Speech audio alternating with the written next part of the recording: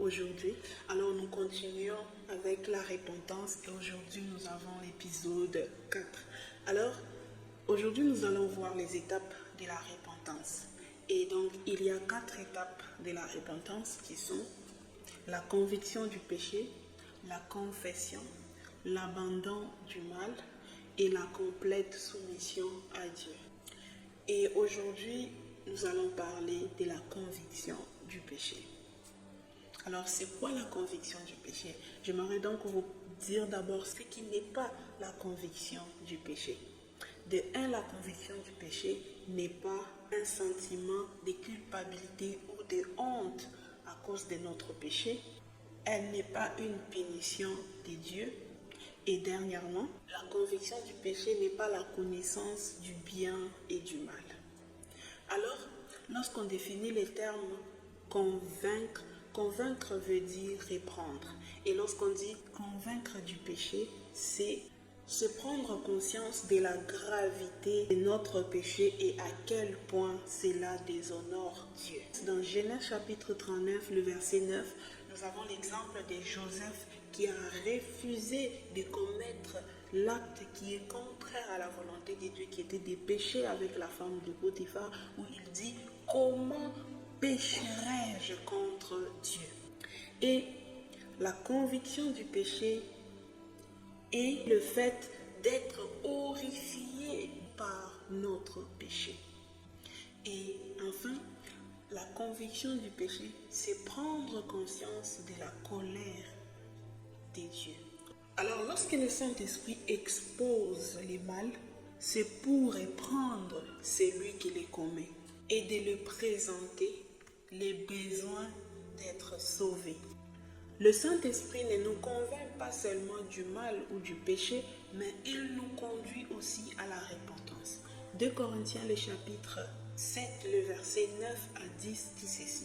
Il dit « Je me réjouis à cette heure, non pas de ce que vous avez été attristés, mais de ce que votre tristesse vous a porté à la repentance. » En effet, la tristesse selon Dieu produit une repentance à salut, dont on ne se repent jamais, tandis que la tristesse du monde produit la mort.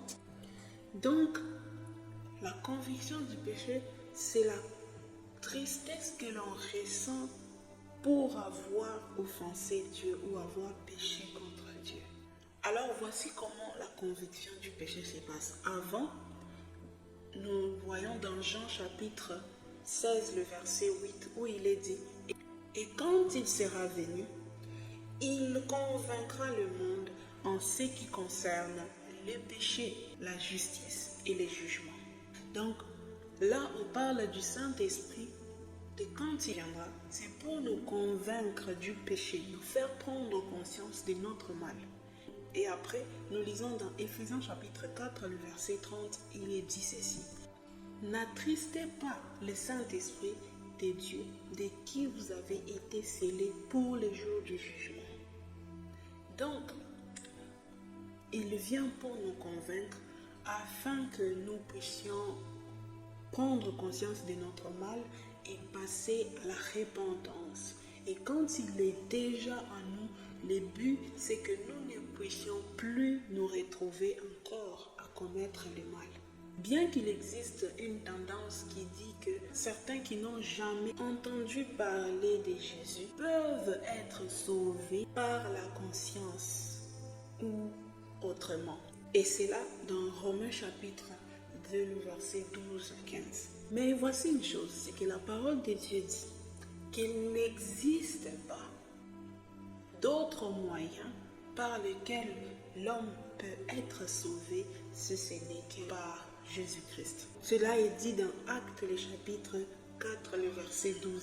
Qu'il n'y a de salut en aucun autre, car il n'y a sous le ciel aucun autre nom qui a été donné parmi les hommes par lesquels nous devions être sauvés. C'est pourquoi Jésus pouvait dire « Allez et faites de toutes les nations mes disciples, car l'urgence et l'éternité des hommes en dépendent.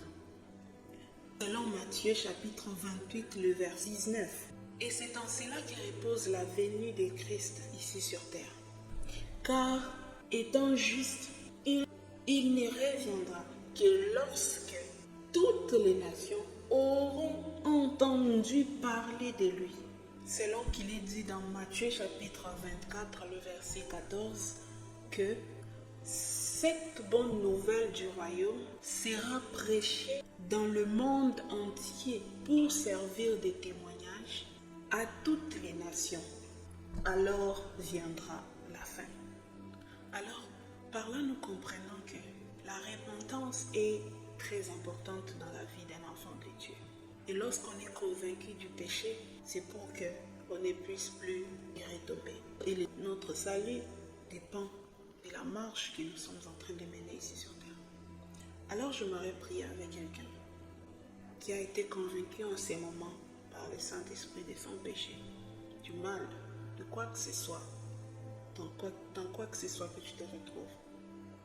Seigneur, je prie que toi qui as permis que mon frère et ma soeur écoutent cette parole, puisse l'amener à vivre, à être réellement convaincu et à vivre une vie digne de repentance, à marcher conformément à ta volonté, à ne plus retomber dans le mal et avancer dans la droiture et marcher conformément à ta parole. Seigneur, je prie que tu amènes cette personne à marcher et à te craindre véritablement. Au nom de Jésus-Christ. Et je te remercie et je prie aussi pour cette personne qui, par ton esprit, tu as convaincu à travers de ces messages.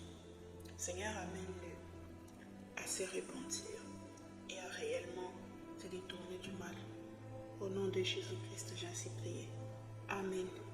Alors, merci d'avoir suivi et nous vous donnons rendez-vous à la prochaine pour l'autre épisode.